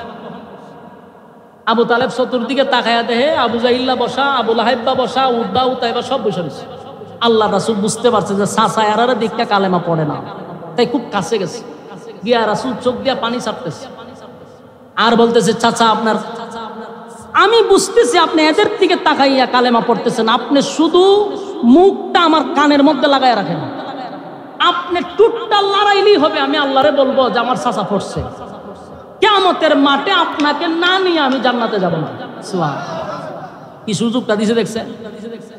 কিন্তু আবু তালেব বলেন, পাতিজা তুমি আমারে নসিহত করা লাগবে না, তুমি যে আল্লাহর পয়গম্বর সেটা মক্কাবাসীর থেকে আমি বেশি জানি। সুবহানাল্লাহ, তুমি সত্য নবীটাও জানি, তোমার কোরআন সত্য, তোমার আল্লাহ সত্য, তুমি রাসূল সত্য, এটা আমি জানি, কিন্তু আমি কালেমা পড়ব না। নাউজুবিল্লাহ। আল্লাহর নবী বলেন, প্রাণের চাচা কলিজাটা দিয়ে আমারে ভালোবাসছেন গো, আপনি আমারে এত ভালোবাসছেন, আমি কেমনে সহ্য করব? আপনি জাহান্নামের আগুনে জ্বলবেন আর আমি নবীটা দেখবো, এটা কেমনে সম্ভব? আল্লাহ নবী যখন বারবার বলতেছেন না কালেমা পড়ে, আবু তালেব বলে আমি যাই না শুই না জাহান্নামে যাব, তারপরও কালেমা পড়ব না। নাউজুবিল্লাহ। আল্লাহ রাব্বুল আলামিন তখন আয়াত নাজিল করে বলেন, বন্ধু আপনি কাঁদেন না, আপনি আর একটা কান্নাকাটিও করবেন না, কারণ আপনার চাচা বলছে কালেমা পড়বেন, আপনি আরেকবার তারে রিকোয়েস্ট করবেন না। আমি আল্লাহ আপনার চাচাকে হেদায়েত দিব না, আমি তারে হেদায়েত দিব না, আমি তারে হেদায়েত দিব না। এটা আমি আল্লাহর একক সিদ্ধান্ত। কারণ আপনাকে পাঠাইছি ওয়াজ করবার লাগিয়া, হেদায়েত দিবার লাগি পাঠাইছি। বলুন নবী কি হেদায়েতের মালিক? আল্লাহ নবীরে পাঠাইছে ওয়াজ করার জন্য। আল্লাহ ওয়াজ করছেন, বাস। হেদায়েত আমি কারে দিব কারে দিব না, এটা আমি আল্লাহর একক সিদ্ধান্ত। কথা কি বুঝতেছেন? কালেমা পড়লো না, কিন্তু ভালোবাসার কোনো কমতি ছিল না। আমি আপনাদেরকে বলি, আমার যুবক ভাই, মুরব্বী বাবারা, আপনাদের ভিতরে ভালোবাসার কমতি নাই, শুধু সাথে নবীর তরিকাটা রাখেন। আবু বকরের সাথে আপনার হাসর হবে। নবীর তরিকা অনুযায়ী জীবন যাপন করেন, উমরের সাথে হাসর হয়ে যাবে। কারণ ভালোবাসা আপনাদের আছে। শুধু নবীর তরিকা অনেকের মধ্যে নাই, দাড়ি রাখে না, নামাজ পড়ে না, প্রস্রাব করে পানি লয় না, নিজের বিবিরও হর্দায় রাখে না। বলুন এইভাবে কি জান্নাত পাওয়া সম্ভব?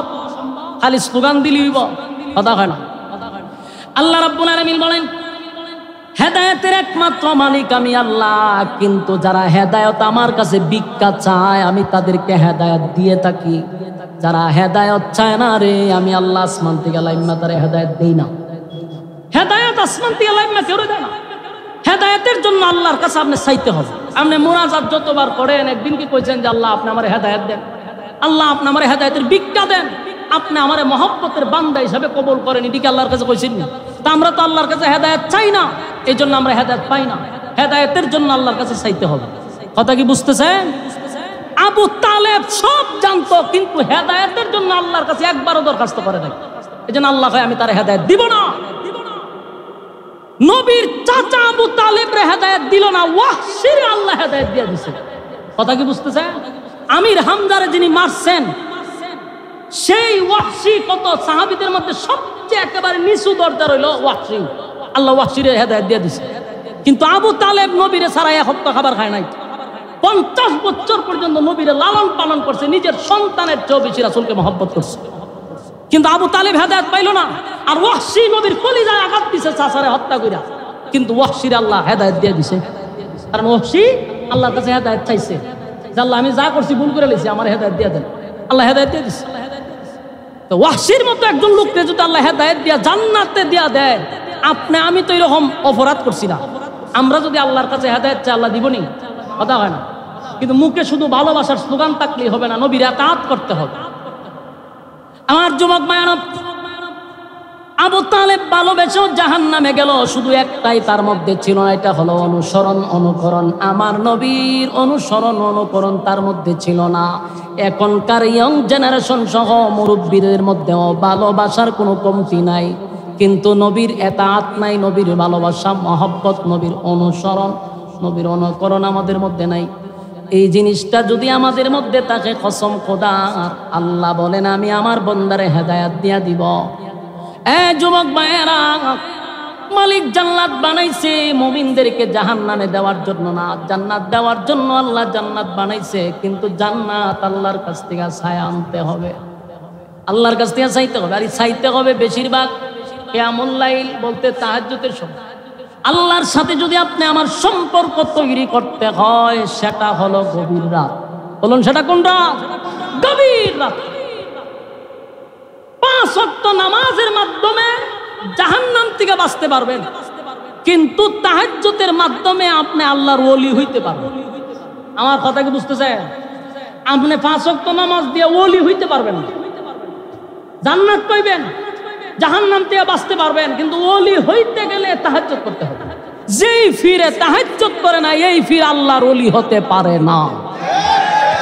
এটা একবার স্পষ্ট। যদি কোনো ফিরে হয় নামাজ লাগে না, এর নাম্বার সারা বন্ধ, এর মধ্যে ঈমান নাই, আরো 10টারে জাহান্নামে নিয়ে যাবে। তখনই ওলি হতে পারবে 5 ওয়াক্ত নামাজের পরে যদি সে গভীর রাত্রে আল্লাহর সাথে সম্পর্ক করে। ওলি হইতে গেলে একমাত্র তাহাজ্জুদ ছাড়া কোনো ব্যক্তি আল্লাহর ওলি হতে পারবে না।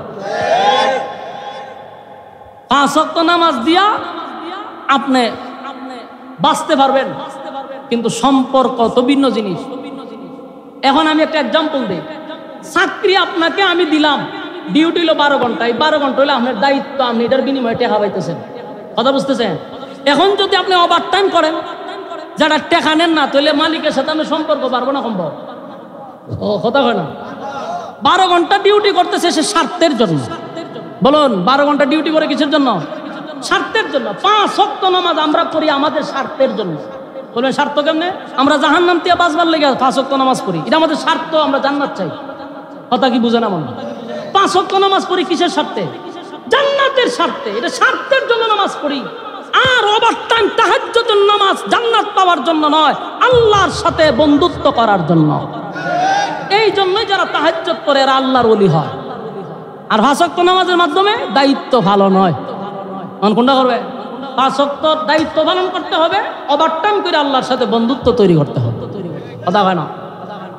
আমার যুবক ভাইরা, আল্লাহ রাব্বুল আলামিন বলেন, ইয়া আইয়ুহাল মুযাম্মিল ও কমলি ওয়াদা, ইয়া আইয়ুহাল মুযাম্মিল কুমিল লাইলা ইল্লা কালিলা নিসফাহু আও ইনকুস মিনহু কালিলা। আপনি দাঁড়িয়ে যান, আপনি রাতের এক অংশ আমি আল্লাহর জন্য আপনি দাঁড়িয়ে যান, সেখানে দাঁড়াইয়া কিয়াম করেন, নামাজ পড়েন। রাতের একটা অংশ আমি আল্লাহর জন্য বরাদ্দ রাখেন। এরপর আল্লাহ বলেন, এই নামাজের মাধ্যমে আমি আল্লাহর সঙ্গে আপনার বন্ধুত্ব তৈরি হবে, বন্ধুত্ব তৈরি হবে। আল্লাহ বলেন, নিসফাহু আও ইনকুস মিনহু কালিলা। রাতের যে কোনো একটা অংশে আপনি কিয়ামে দাঁড়ায়া যান। আউজিদ আলাইহি ওয়ারাত্তিলিল কুরআন তারতিলা। আর কোরআন আপনি স্পষ্টভাবে শুদ্ধ করে তারতিলের সাথে কোরআন তেলাওয়াত করেন। তাহলে কোরআন তেলাওয়াত দরকার আছে না নাই? কথা কয় না? আমরা যে গিলাপ দিয়া ফেসায়া কোরআন শরীফ তৈছি, এটা আবার 1 বছর পরে রমজান বাইর করে মোছামুছি করবো, গিলাপ তৈব। এই হলো আমাদের কোরআন রাখার সিস্টেম। অথচ আল্লাহ তার বন্ধুরে বলতেছে, আপনি প্রতিদিন কোরআন তেলাওয়াত করেন তার তিলের সাথে। আপনার যতটুকু সুর আছে, এই সুর দিয়ে সুন্দর করে আপনি কোরআন তেলাওয়াত করেন। কোরআন তেলাওয়াতের মাধ্যমে আল্লাহর সঙ্গে বান্দার কথা হয়। সুবহানাল্লাহ। আপনি যে কোনো ইবাদত করেন, ওই ইবাদতের মাধ্যমে মালিকের সঙ্গে কোনো বান্দার কথা হয় না রে, কথা হয় শুধুমাত্র কোরআন তেলাওয়াতের মাধ্যমে। আর এই কোরআন পড়তে হবে তার তিলের সাথে। আমাদের মধ্যে অনেক মানুষের তেলাওয়াত শুনলে মন চাই একটু দূর মারোয়া। অনেক ফিরের তেলাওয়াত শুনলে আমার মনটা হয় বাঁশ দিয়া মাথার বাড়ি মেরে 2 ভাগ করে লাগে। এর সূরা ফাতিহা শুদ্ধ না বলে ভিড়ে বেরিয়েছে। আমাদের মক্তবের ছাত্র যদি এরা প্রশ্ন করে যে তুই যে সূরা ফাতিহা বললি, তোর প্রথম আয়াতই তোর হয় নাই। এক বেচারা ফরতা যে আলহামদুলিল্লাহ রাব্বিল আলামিন নাম ছেড়ে দিছে, প্রথম শব্দ তুই মেরে দিছে আলহামদুলিল্লাহ বলে। সব প্রশংসা বাদ দিয়া হে আল্লাহর কন্ডু চুরি করে লেছে। এরকম অসংখ্য ফিরের ফরা উনলে মাথা নষ্ট হয়ে যায়। আবার অনেক বক্তার দেখছি বইয়া ওয়াজ করতেছে, হাজার হাজার শ্রোতা, মাথাত লাল নীল বাতি ধরাইয়া বিশাল বড় মৌলানা সাহেব, কিন্তু ফরা উনলে মনে হয় যে খাঁচা গঞ্জিদা বাইরেতাম। এই জন্য এদের কোনো শহরমুখী একটা ইমামতি করতে পারে না। সবগুলা গ্রামের জিবাজাবাত নামাজ পড়ার কারণ ভালো জায়গাতে ইন্টারভিউ দেওয়ার মতো এদের যোগ্যতা নাই। আরে বেটা, তুই আলেম হইছ, অন্তত পক্ষে তেলাওয়াতটা সহি কর। লজ্জা করে না যে তেলাওয়াত বলদ মার্কা তেলাওয়াত লিয়া মানুষের সামনে পড়ে। তো পাবলিক তো সুবহানাল্লাহ কইয়া খাইতে যায়, কিন্তু যারা আলেমরা আছে এরা তো মাথা নষ্ট হয়ে যায় যে কিতা বললো হে। এই জন্য আল্লাহ তার বন্ধুরে বলতেছে, আপনি তার তিলের সাথে তেলাওয়াত করেন। আপনারা যারা বলবেন হুজুর আমরা মাদ্রাসা পড়ছি না, বড় মুসিবত আছে হুজুর, এই কথা কইয়া আল্লাহর কাছে পার পাবেন না। কারণ আপনারা যেমন 60 বছর সময় দিছে, হুজুরও 60 বছর আল্লাহ সময় দিছে। কথা হয় না? দিন আপনি যে হায়াত পাইছেন, সেই হায়াত যদি হুজুর ভাইয়া থাকে, উনি যদি শিখতে পারলো, আপনি শিখলেন না কেন? আপনি বাজারের ব্যাপারে সব বুঝেন, জায়গা জমি যদি ফেস লাগে সব বুঝেন, আপনি কোরআনের বেলায় কিছু বুঝেন না। হ্যাঁ, একজন মুরব্বী সে দুনিয়ার কিচ্ছু বুঝে না, কিন্তু জায়গার দেখা ফেস লাগছে, এটা কোন কোডো যাই তুইব, কোন জায়গা দিয়া জায়গা ঠিক করতেইব, এই মুরব্বীর ব্রেন আছে, এটা দিয়ে ঠিক করে লই পরে। কিন্তু যেখানে জান্নাত আর জাহান্নামের প্রশ্ন, এখানে এসে হুজুর ভারী না, আল্লাহ মাফ করবো, ডাইরেক্ট একটা কথা কয় হুজুর ইতা আমদার আল্লাহ মাফ করে দিবা। আমি আল্লাহ জুতা দা বাইরি বা আধা ঘন্টা আল্লাহ মাফ করতে করে। আপনারা সময় দিচ্ছেন আল্লাহ, আপনাদের দুনিয়ার ব্যাপারে সব বুঝেন, বাজার হাটের ব্যাপারে সব বুঝেন, ছেলেরে বিদেশ পাঠাইতে বুঝেন, আয় করতে বুঝেন, বিল্ডিং করতে বুঝেন, বুঝেন না শুধু সূরা ফাতিহা। হ্যাঁ, আবার হয় আমরা অনেক কিছু জিজ্ঞাসা করি তা আল্লাহ মাফ করবো, সহজ দলিল আল্লাহ মাফ করে দিল। প্রত্যেকটা মানুষ অন্তত পক্ষে 60টা সূরা আপনাকে শুদ্ধ করে শিখতে হবে, যেটি নামাজে দাঁড়ায় পড়বে। ভাই সূরা কারাত যদি সহি না হয় নামাজ হবে না, নামাজ প্রথমেই তো শেষ। তাহলে আপনি কপালের মধ্যে খালা দাগ ফালাই দিচ্ছেন, কিন্তু আপনার সূরা ফাতিহা হয় না, এই জীবন ভর এইভাবে নামাজ পড়ছেন। আর জিগাইলে এখন আল্লাহ মাফ করবো, আল্লাহ মাফ করবার লাগে আপনার 60 বছর সময় দিছে, 70 বছর সময় দিছে কি মাফ করবার লাগে? আপনার সংশোধন করার লাগে তো দুনিয়াত পাঠাইছে, কথা কয় না? আল্লাহ রাব্বুল আলামিন বলেন ইয়া আইয়ুহাল মুযাম্মিল কুমিল লাইলা ইল্লা কালিলা নিসফাহু আও ইনকুস মিনহু কালিলা আও জিদ আলাইহি ওয়া রাত্তিলিল কুরআনা তারতিলা। বন্ধু আপনি তারতিলের সাথে তেলাওয়াত করেন। আমার যুবক ভাইয়েরা, তাহাজ্জুদের নামাজের কথা বন্ধুরে বন্ধু শিখায়া দিল। আপনি তাহাজ্জুদের নামাজে দাঁড়ায়া যাবেন, রাতের একটা অংশ নবী গো, একটা অংশ আপনি রাতের মধ্যে আমার জন্য কাটায়া দিবেন। আর তার তিলের সাথে কোরআন তেলাওয়াত করবেন। কোরআন তেলাওয়াতের মাধ্যমে আল্লাহর সঙ্গে বান্দার কথা হয়। যেমনি ভাবে নামাজে দাঁড়াইয়া মানুষ যখন তেলাওয়াত করে, আল্লাহ রাব্বুল আলামিন বলে বন্ধু 7 আসমান টপকাইয়া আপনারে আমি মেরাজ করাইলাম। বন্ধুর সঙ্গে বন্ধুর সাক্ষাৎ হইল, 7 আসমান টপকাইয়া আপনারে আমি মেরাজ করাইলাম। বন্ধু সেখানে গিয়া বললাম সব দেখলাম, জান্নাত দেখলাম, জাহান্নাম দেখলাম। আল্লাহ আপনার সঙ্গে আমার কথা হইল, আমার আনন্দ আমি রাখবো কোথায়? আল্লাহ আমার এত আনন্দ আমি কোথায় রাখবো?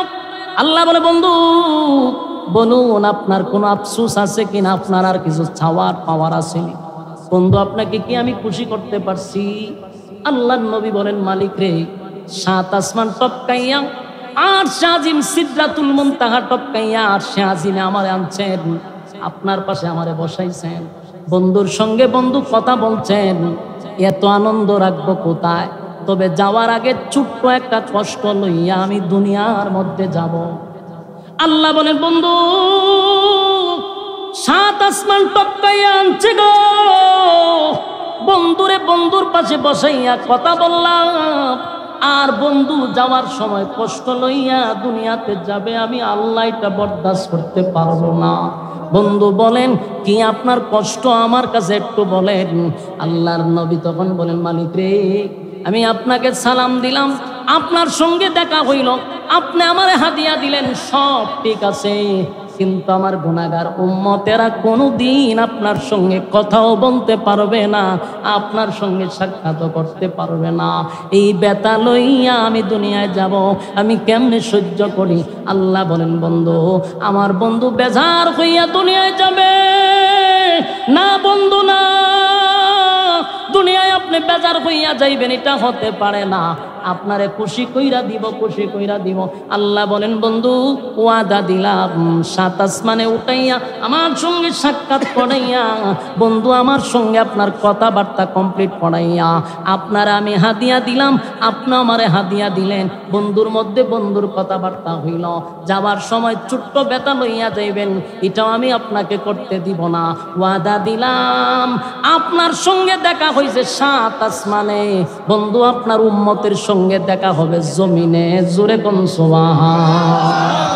আল্লাহ বলে বন্ধু 5 ওয়াক্ত নামাজ দিলাম গো, এই 5 ওয়াক্ত নামাজ যদি আপনার বান্দা বান্দি জমিনে তাইকে আমারে সেজদা দেন, নামাজে দাঁড়ায়া যায়, ওয়াদা দিলাম, ওয়াদা দিলাম আপনার সঙ্গে যখন আমি কথা বলি যেমন কোনো পর্দা নাই। বন্ধু মুসার সঙ্গে কথা বলার সময় আমার সামনে 70,000 পর্দা ছিল, যে মুসার সঙ্গে আমার কথা হইতো 70,000 পর্দা দিয়া কথা হয়।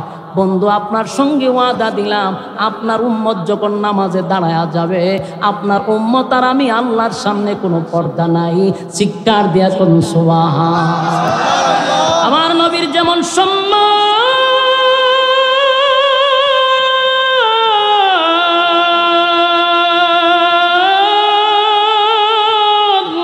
আল্লাহ বলেন আপনার উম্মতের সেই সম্মান সমস্ত নবী কুলের সম্রাট হলেন নবী মুহাম্মদুর রাসূলুল্লাহ সাল্লাল্লাহু আলাইহি ওয়াসাল্লাম। আদম নবীর থেকে নিয়ে ঈসা রূহুল্লাহ পর্যন্ত সব নবীর মাতার তাজ হলেন আমার নবী।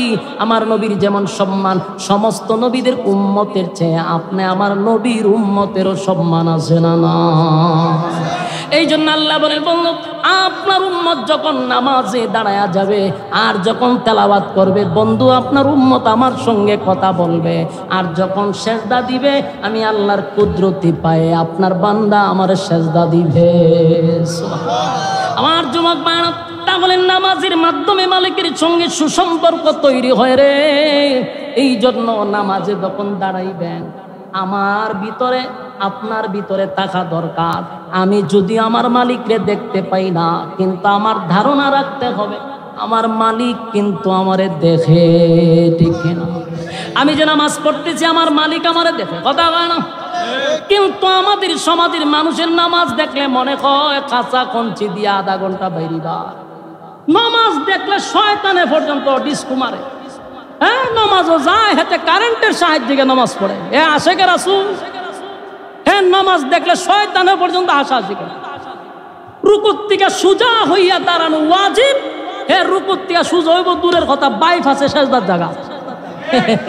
চিন্তা করে সেজদা তো জামু হইতা সোজা হইতাম করে বাইফ আছে গিয়া আমি সোজা হইবার আবার দেখো টাকা বাস্তব না বাস্তব। ইমামতি কইরা তুই জানাইছি জীবনে যত মুসল্লি কত প্রকার কি কি উদাহরণ স্বরূপ আমি বলে দিতে পারবো। আমি একটা হাত পড়তে পড়তে মুসল্লি 3 রাকাত শেষ, আমি 2 রাকাত পড়তে পড়তে 4 রাকাত নামাজ পড়ে লম্বা মুনাজাত দিয়া শেষ। আমি এক মুরব্বীরা আমার মসজিদে জিজ্ঞাসা চাচা এত তাড়াতাড়ি কেমনে? এমন সিস্টেমে কইছে যেন মাইন্ড না করে। আমি এত তাড়াতাড়ি কেমনে পড়ে? আমার তো তাড়াতাড়ি দরকার, কারণ আমি ইমাম সাহেব আমার অনেক সময় দেরি জায়গা কেমনে পড়ান? তোমার বয়স কত? আমার বয়স তো কম। হয় এখন কি চাইলে এত স্পিডে পড়তে পারবা? আস্তে আস্তে যত বয়স হবো স্পিড তত বাড়বো। মানে আমি এখন নতুন, পড়তে পড়তে স্পিড বাড়ে। আমার সমাধান দিয়া দিছে, মাশাআল্লাহ সুন্দর একটা উত্তর হয়েছে। তাহলে আপনার কি বয়স এইভাবে আপনি কারেন্টের সাহায্যে নামাজ পড়ে? হয় আমি 50 বছর ধরে নামাজই পড়ি। এই যে নামাজ, এই নামাজগুলি না লাভ দেয়। নামাজ আপনার উপরে এইভাবে ফেরেশতারা ঢিল মেরে চলে যায়। নামাজ আসমানে কবুল হয় না তো। প্রত্যেকটা মানুষ আগে বুঝতে হবে নামাজের ওয়াজিব পড়া আমরা অনেকেই জানি। কেন আমি জিগা আলেম সারা নামাজের ওয়াজিব পড়া চাই থাকবো, নামাজের সুন্নত কটা কইতে পারতো না, ফরজ কটা কইতে পারতো না। অথচ প্রতিটা রাকাতে রাকাতে ওয়াজিব ছেড়ে দেয়। যেমন রুকুর থেকে সোজা হইয়া দাঁড়ানো এটা ওয়াজিব, কিন্তু আমি যদি দেখা হয়ে যান তো ওয়াজিব শেষ, নামাজ হইবা কথা না। এক সাজদার থেকে আরেক সাজদা তুইটা সোজা হইয়া না বসতেইব, অন্তত পক্ষে এক তসবিহ বলতেইব। আমাদের বের হয়ে যান গা ওয়াজিব তো শেষ, নামাজ আর হইব নি। কিন্তু কপালও তো তাক পালাই দিছেন, কিতা করবেন? আপনার ফিসাবও কারেন্টের সাহায্য করে, আপনিও করেন সব কিছুরই মার্কা সব। এই যে চলতেছেন বলুন এই নামাজ কি আসমানে যাইব? এই নামাজ শেখেট করে আপনার মুখও ফেরেশতারা উড়ায় ভালো। তোর মতো এরকম সম্পক নামাজের দরকার নেই। কথা বুঝতেছেন? দেখবেন অনেক মানুষ এই সপ্তাহ মসজিদে গেছে আবার 15 দিন পরে নাই। ঘটনা কি? ঘটনাটা আমি আপনারা বুঝাই। কেউ দেখবেন 5 ওয়াক্ত মসজিদে নামাজ পড়ে, আজান হইলে তার মাথা ঠিক থাকে না, দৌড়ে মসজিদে যায়। আবার কেউ একবার ফাইলে 5 দিন পর্যন্ত পাওয়া যায় না। মূল ঘটনা হলো আপনি যখন দেখবেন বারবার মসজিদে যাইতেছেন বুঝবেন আল্লাহ আপনার নামাজরে পছন্দ করে। সুবহানাল্লাহ না? আর যখন দেখবেন একবার গেলে আর মন চায় না, আপনার নামাজ আল্লাহ পছন্দ করে না, যে তাহলে নামাজ আপনি পড়েন আল্লাহ ইজাত নামাজে আমার দরকার নাই। তুই তো নামাজ আস না এটি ভালো ওইখানে এরকম কারেন্টের সাহায্যে নামাজ পড়ার দরকার নেই। এরকম নামাজ আপনারা এলাকাতে আসেনি? আপনারা সব আল্লাহর ওলি। খালি ডং ডাং না, নামাজে গেলে হের যত ধরনের কাজ আছে সব নামাজ খারিয়া সেরা মসজিদের টাইলস দেয়, না খারিয়া দেয়, টাইলসের কুনা খানা কেমনে লাগাইছে নামাজে খারিয়া দেয়, ফ্যান কটা লাগাইছে নামাজে খারিয়া দেখে। এরপরে আপনার নামাজে খারিয়া ওই ক্যালেন্ডার পুরাটা ফিরে নিছে। এরকম দেখছেন আপনার? আমি দেখছি, আমি বাস্তব দিকটা করতেছি। এরপরে ফিসেদা যদি কেউ আয়াতে আপনার মুরসাদা দেখে, আবার কাইজ দেয়। হে যে কত তাল বাহানা নামাজও পড়ে, বলুন এই নামাজ কি আল্লাহর কাছে বুঝবো? এই জন্য নামাজ পড়তে হবে ধীরস্থির। সাল্লু কামা রাআইতুমুনি উসাল্লি। রাসূল যেইভাবে নামাজ পড়ছে আমাদেরকে এইভাবে নামাজ পড়তে হবে। কথা বুঝতেছেন? আপনার ফিরে যেভাবে যেভাবে ভালো হইতো না। আপনার ফির কোরআন হাদিস থেকে হইতেছে কিনা এটা আপনার রিসার্চ করতে হবে। মন গড়া কারো অনুসরণ করা যাবে না। অনুসরণ করতে হবে কোরআন সুন্নাহর ভিতরে লোকটা আছে কিনা। যদি তার মধ্যে কোরআন সুন্নাহ থাকে আমি তার ভক্ত। কোরআন সুন্নাহ নাই এরকম ফির আমার দরকার নাই। যেই ফিরের বইয়ের ফর্দা নাই এই ফিরের মুরিদ হওয়ার আমার দরকার নাই। যেই ফির তার মুরিদান মহিলার আইন না খাওয়া সুমা দেওয়া এই দাজ্জালের কাছে মুরিদ হওয়ার আমার দরকার নাই। কথা হয় না? সে নিজে দাজ্জাল, মানুষগুলাকে দাজ্জাল বানাইতেছে। এই পর্দা করা ফরজ, ফরজ, ফরজ। নামাজ যেমন ফরজ, পর্দা করা ফরজ। কোন বেগানা নারী কারো সামনে যাইতে পারবে না। এতে ফির হোক আর বাপ হোক। এমনও কথা আছে যুবতী মাইয়ার কাছে আপন বাবা ও একবারে একা যাওয়ার ঠিক না, নিষেধ, নিষেধ করে দিস ইসলাম। আর আমি ফির আমনে ঘরে এটা তো আমার মাইয়া জুতা দা বাইরে খবরের তারা বাড়াইলে বন্ডামি করার জায়গা বাস না। নিজের যুবতী মাইয়ার কাছে ইসলাম কইছে একা যদি তোমার মাইয়া ঘরে থাকে তুমি যাইবা না, তুমি বাবু লিখে দিছো যাও না, মাঝখানে শয়তান থাকবো। আর ফিরের কাছে মুড়িদা নাইয়া বেডিয়ে ওই আঙ্গুলে শুষে আবার হে বলে মুড়িদা, এটা আমার মাইয়া। আস্তাগফিরুল্লাহ। তাহলে এই সমস্ত পীরগুলার থেকে সাবধান থাকতে হবে। এরা নিজেও জাহান্নামী, এরা মানুষকে রশিদা বাইন্দা জাহান্নামে নিতেছে। আমি তো না করি না পীর মুরিদি যায় না। পীর ধরতে হবে আপনাকে। কেন ধরতে হবে? পীর শব্দের অর্থ হলো উস্তাদ। বলুন পীর কি? উস্তাদ। আমরা পীর মনে করি যেটা বুঝি একার মারাতে। পীর মানেই হলো উস্তাদ। উস্তাদ আপনাকে শিক্ষা দিবে। শিক্ষক তো আগে জানতে হবে। শিক্ষকের যদি আপনার এলেম না থাকে তা আপনার কিতা শিখাই দেবে। এই জন্য ফির ধরতে গেলে আগে দেখবেন যে আমার ফির কোন মাদ্রাসার সেগুলা দিস, কোন মাদ্রাসার বুখারী পড়ায়, কোন মাদ্রাসার শিক্ষকতা করে, কোন মসজিদের খতিবগিরি করে। পীরের যদি যোগ্যতা না থাকে আমার শিখাইব কি? এই যোগ্যতা নাই বিরাই তো মহিলা দিয়ে ভাউটি পায়। কদিন আগে একটা ভিডিও দেখছি আমি। আপনি যদি কোন প্রমাণ দেখান সাথে সাথে ডকুমেন্টস আপনারা দেখাই দেন। আমি একটা ভিডিও দেখছি নাম করা ফির মহিলারা ভাও টিকতেছে। আর কেটা যেন লুগাইয়া তাই ভিডিও করে নিচ্ছে, জানে না ভিডিও করতেছে। লুগাই একজনে করে নিচ্ছে, লুগাই একজন করে ছেড়ে দিচ্ছে। এখন ফিরের তো অবস্থা খারাপ, মহিলার ভাও টিকতেছে। নাউজুবিল্লাহ। চিন্তা করছে আপনাদের সরল মানুষ, আপনারা সরল সোজা পাইয়া ইমান গুলা ধ্বংস করে জাহান্নামে নিয়ে দিতেছে। ভাই আল্লাহর রাস্তে বলি, আমি আপনাদের দুশমন না, এই কথাগুলি আমি বেশি বলি। এই জন্য পুরা এলাকার মধ্যেও আমার এলাকা তো এই কথা এখনো বলতেছি। সারা ইউনিয়ন বিরুদ্ধে গেল আমি বলছি আমার যেটা বলার এটা বলতেই থাকবো। তুমি আমার চোখের সামনে শিরিক করবা, বেদাত করবা, আর আমি চুপ থাকবো বুবা শয়তান। আমি তো চুপ থাকি দিলে বুবা শয়তান হিসেবে দাঁড়াইতে আপনাদের হাতে পায়ে ধরবে। নামাজ এটা হলো ফরজ। পর্দা করা কি কথা হয় না? এটি শিখাইছি না আপনারা রে? হ্যাঁ, পর্দা করা ফরজ। পর্দা ফরজ মানে কি? আমি আমার বউ আমার ফিরের কাছে পাঠাইতে পারবো? মাথায় রাখবেন আমার যুবক ভাইরা। আল্লাহ রাব্বুল আলামিন বলেন, বন্ধু আপনার উম্মতের সঙ্গে আমার সাক্ষাৎ হবে নামাজে আর তেলাওয়াতের মাধ্যমে আমার সঙ্গে কথা হবে। তাই আল্লাহ বলেন, ইয়া আইয়ুহাল মুযাম্মিলু কুমিল লাইলা ইল্লা কালিলা নিসফাহু আও ইনকুস মিনহু কালিলা আও জিদ আলাইহি ওয়া রাত্তিলিল কুরআনা তারতিলা।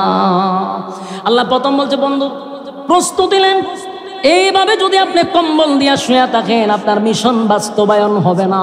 আমি আল্লাহ আপনাকে যেই মিশন নিয়ে পাঠাইছি, বন্ধু কম্বল দিয়া শুয়ে থাকবেন না, দাঁড়িয়ে যান। রাতের একটা অংশ আমি আল্লাহর জন্য ব্যয় করেন, নামাজে দাঁড়ায়া যান। আর আপনি তার তিলের সাথে কোরআন তেলাওয়াত করেন। তাহলে নিজের বন্ধুরে নামাজের কথা বললেন, কোরআন তেলাওয়াতের কথা বললেন, আর তাহাজ্জুদের নামাজের মাধ্যমে আল্লাহর সঙ্গে বন্ধুত্ব তৈরি হয়। জোরে কোন সুবহান। আল্লাহ বলে, বন্ধু জিকির করেন, একটা সময় আমার নামে জিকির করতে থাকেন। জিকির মানে শুধু লা ইলাহা ইল্লাল্লাহ বললেই শেষ নয়, সব কিছুর ভিতরে জিকির। আপনার ভিতর আপনার বাহির সব কিছু একমাত্র লিওয়াজহিল্লাহর জন্য থাকতে হবে। কার জন্য? আল্লাহর জন্য। আমি যা করব কার জন্য?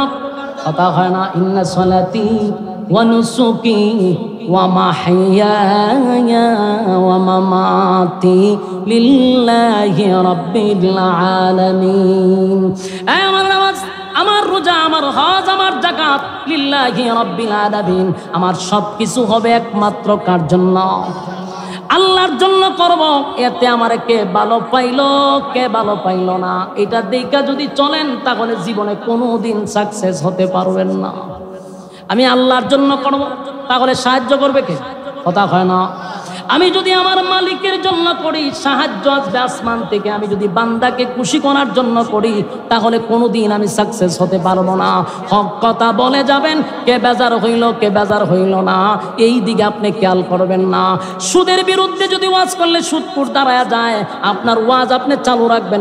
সুদপুরের বয়ে সুদের ওয়াজ বন্ধ করা যাবে না। পর্দার ওয়াজ করতে গিয়া যদি বেপরদাওয়ালা আপনার উপর আক্রমণ করে, আপনি জানায়া দিবেন এটা আল্লাহর ওয়াদা, আমি আমার ওয়াজ চালায়া যাব। এই জন্য বেপরদাওয়ালাদের হুমকিতে আমার পর্দার ওয়াজ বন্ধ করলে চলবে না। কথা হয় না।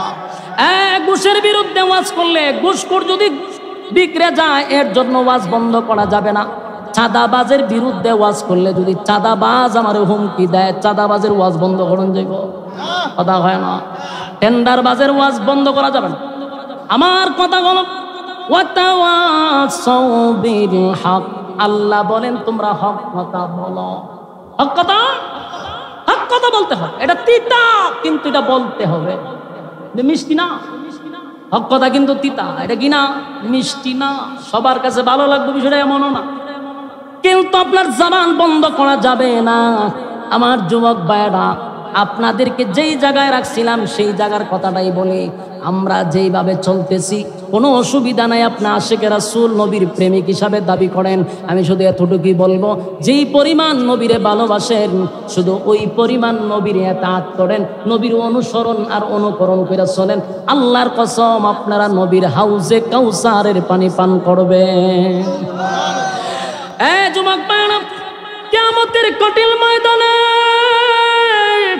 মানুষ যখন কলিজা পাটা পিপাসা লইয়া দাঁড়াইব, তখন আমার নবীকে আল্লাহ পানি পান করানোর জন্য হাউজে কাউসারের পারে দাঁড় করাইব।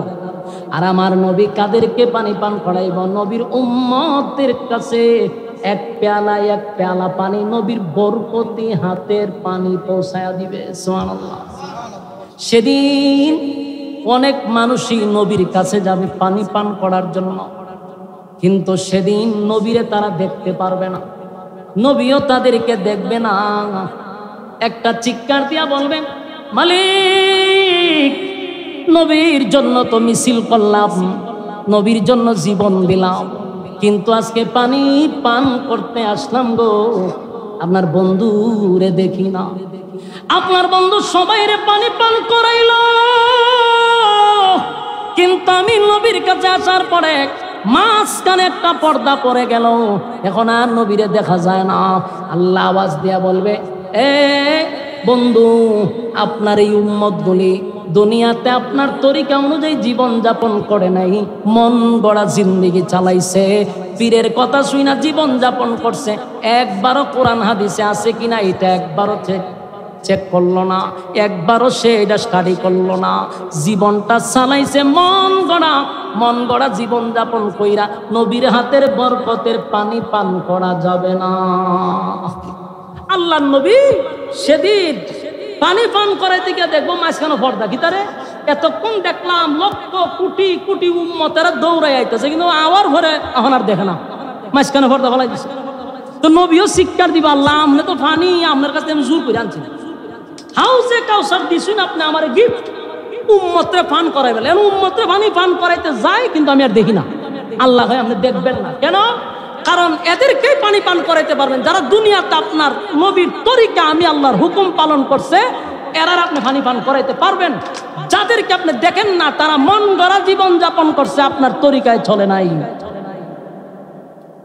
আমার কথা বুঝুননি? পানি কি সবাই পান করতে পারবো? একদল পানি পান করবে আর একদল নবীরে দেখবে না, নবীও তারা দেখবে না।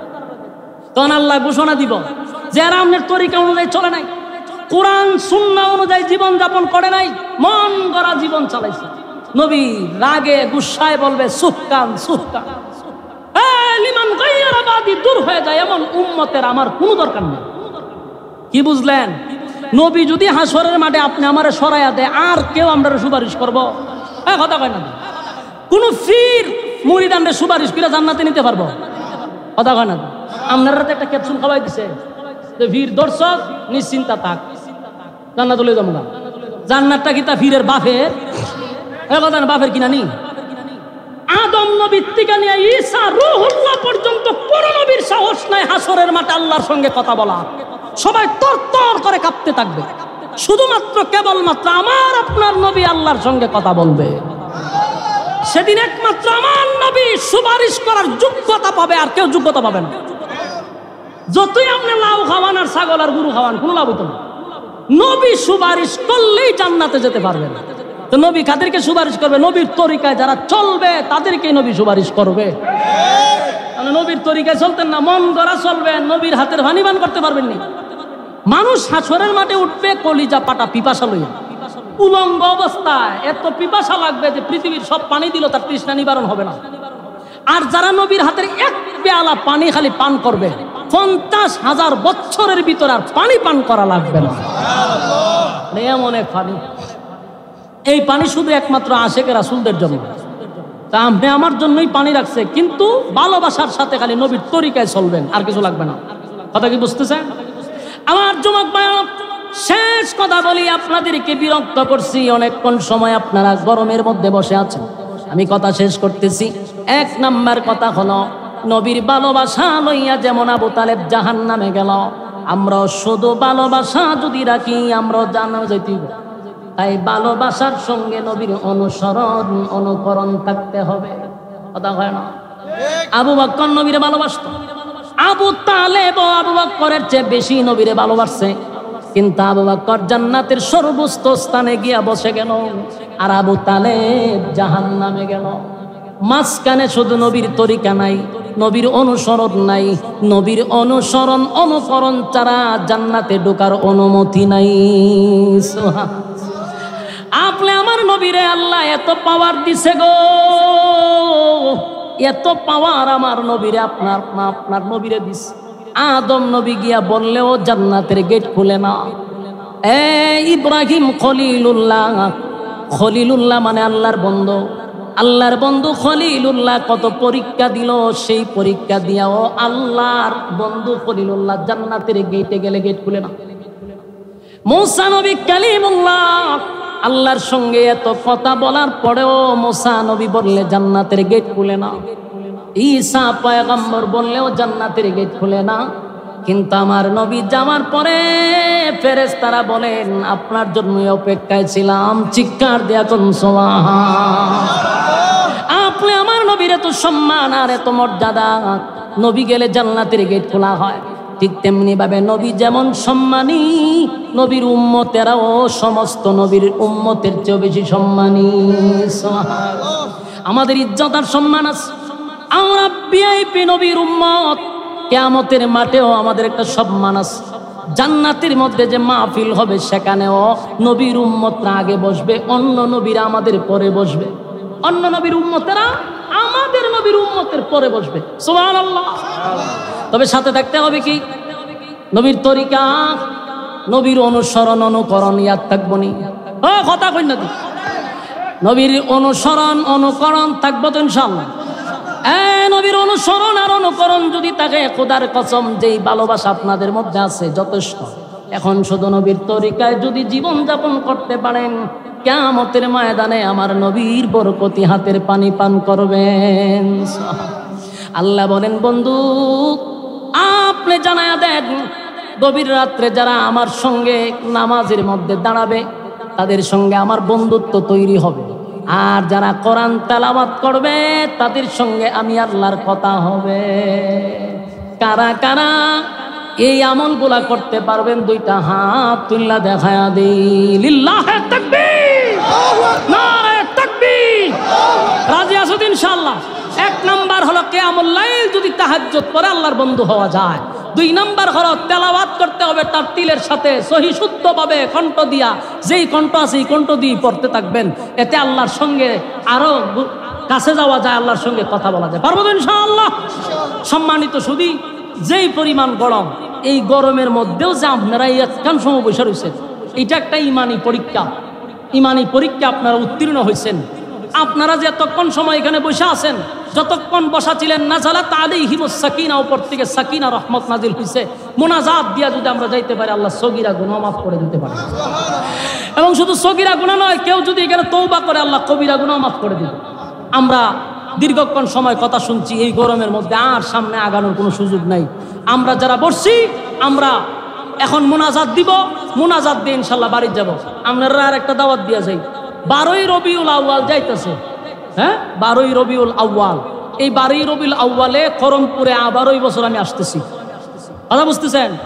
গরমের মধ্যে তো সিজনের শুরু, এখন এত সময় বয়ান করা যায় না। আর যখন আমরা সিজন আছে, কথা কইতে কইতে একটা অভ্যস্ত হয়ে যাগা, তখন আর কথা বলতে অসুবিধা হয় না। ইনশাল্লাহ আমার পক্ষ থেকে দাওয়াত দিয়ে যাই, এই করমপুরে আমি আসতেছি 12ই রবিউল আউয়াল।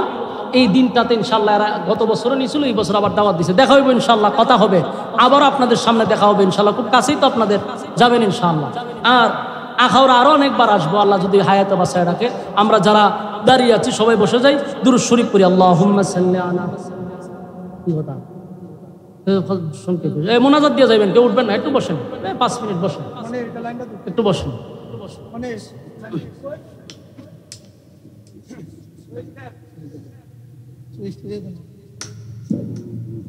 আলহামদুলিল্লাহ।